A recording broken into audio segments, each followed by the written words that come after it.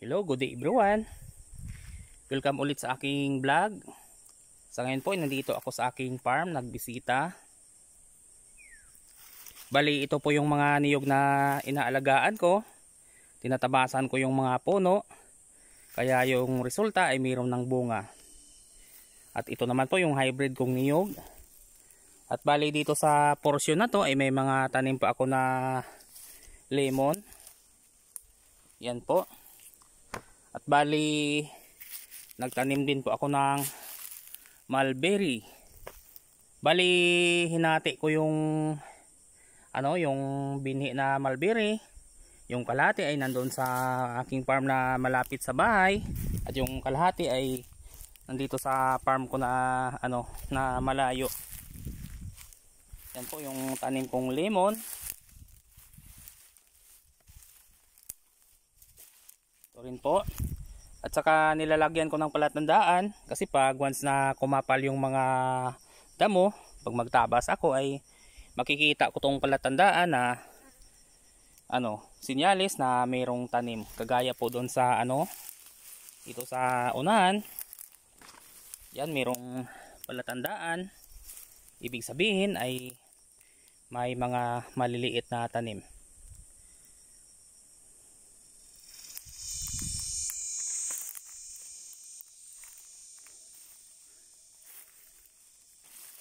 At dito po sa yung giniling na balat ng abaka ay tinaniman ko ng mulberry dito sa bandang ibaba para once na mabulok yung itong mga kinain na abaka ay mataba yung tanim kong mulberry.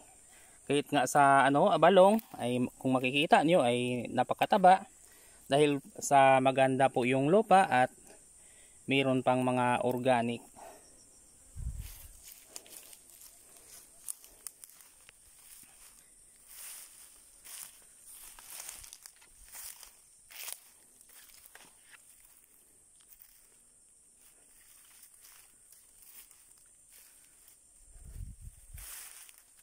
So napakaganda talaga pag palaging nililinis yung puno ng niyog ay nagbibigay rin ng maraming bunga kagaya po nito.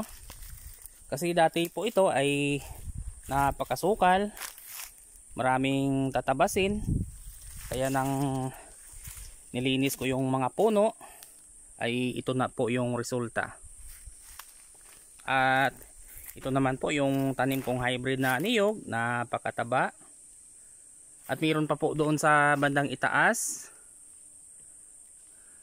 So yung kailangan ay maintain lang palagi sa paglinis. At saka nagpapasalamat ako sa Panginoon dahil nang magtanim ako ng mulberry sa itaas ay ito agad yung bumungad sa akin. Kaya may pang-ulam na po ako mamayang gabi. Ito na, kinuha ko na. Napakalaki. At dito ko muna ilagay para dalhin mamayang hapon pag uwi. At ito po yung dala kong mulberry. At ito'y itatanim ko ngayon.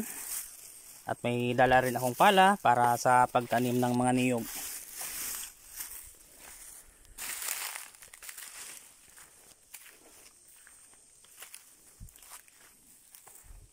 Ito na, ibinta na yung bunga kahapon. Binili ko ng isda. At dito naman sa bandang kanan, pababa, ay ito naman po yung mga tanim kong latundan. Bali meron ng bunga.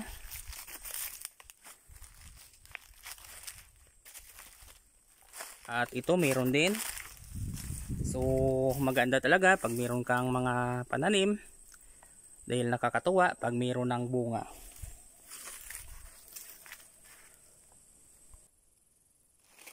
So ito bali may nagkopras po dito ng niyog.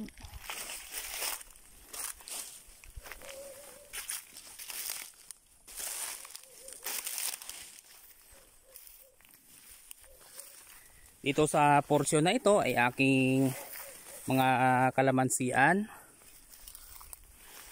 Kailangan naman ito ay pang spray sa dahon dahil maraming kinainan ng mga insekto.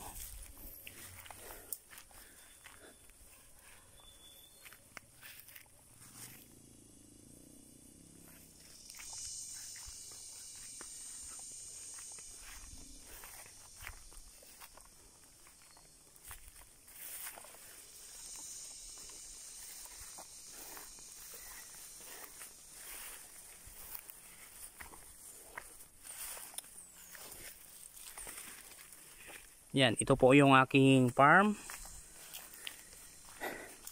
At yung kagandahan nito ay pag marami ng tanim na prutas ay talagang magkaroon po ng malaking income. At siyempre dito na ako sa bandang ibaba. Ito meron din po akong latunda na saging. Ayan. At syempre, dito ako nagpapahinga lagi sa puno ng aking tanim na kakao. At dito po sa bandang giliran ay mayroong lansones. Yan po. Napakaraming bunga. Hanggang doon po sa bandang pinakaitaas ay napakaraming bunga.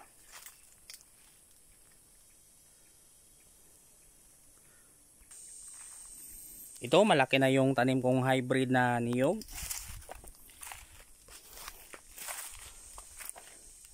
At dito banda ay lutuan po ng kopras.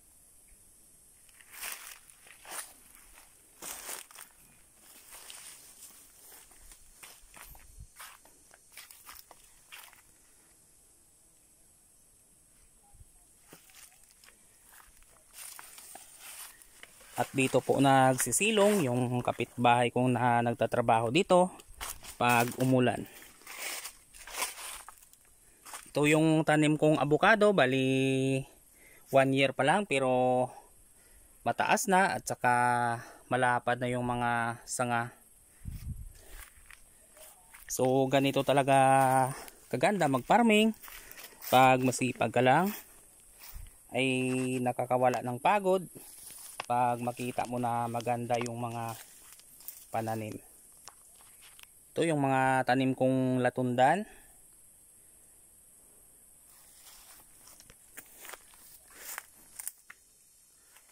At ito naman po ay yung hybrid na niyog. Bali malaki na, 3 years pa lang po. 3 years pa lang po 'yan. So iba talaga pag maganda yung lupa ay mabilis lumaki yung tanim na niyog.